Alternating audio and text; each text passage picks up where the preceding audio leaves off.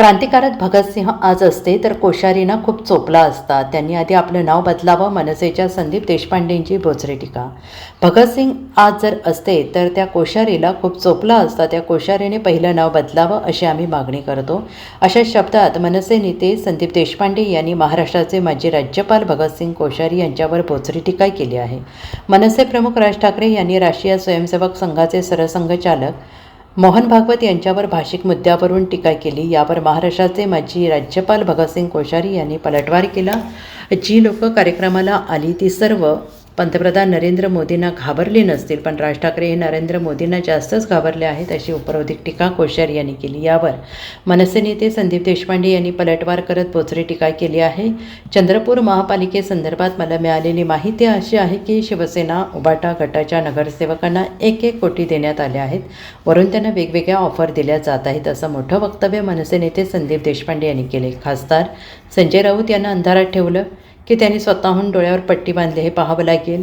संजय राऊत यांचं असं झालंय, तुम करे तो रासलीला हम करे तो कॅरेक्टर लिहिला, असं कसं चालेल असा टोला संदीप देशपांडे यांनी खासदार संजय राऊतांना लगावला आहे. मध्ये जो गोंधळ झाला या गोंधळाला जबाबदार सर्वस्वी काँग्रेसच आहे असं सध्या म्हटलं गेलेलं आहे. ठाकरेंची जी भूमिका आहे त्या संदर्भात प्रश्न उपस्थित करण्यात आले.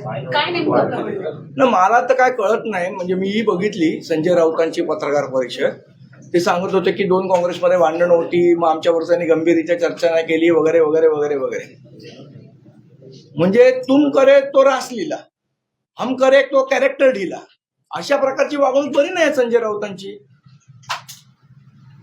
तुम्ही काँग्रेस बरोबर बसायला पाहिजे होता ना. जर तुम्ही महाविकास आघाडीचा भाग होता, तुम्ही भाजपबरोबर कसे गेले मग तिकडे? म्हणजे तुम्ही कराल ते सगळं चालतं योग्य बरोबर.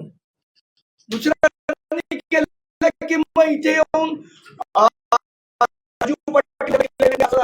अशा प्रकारे योग्य नाही.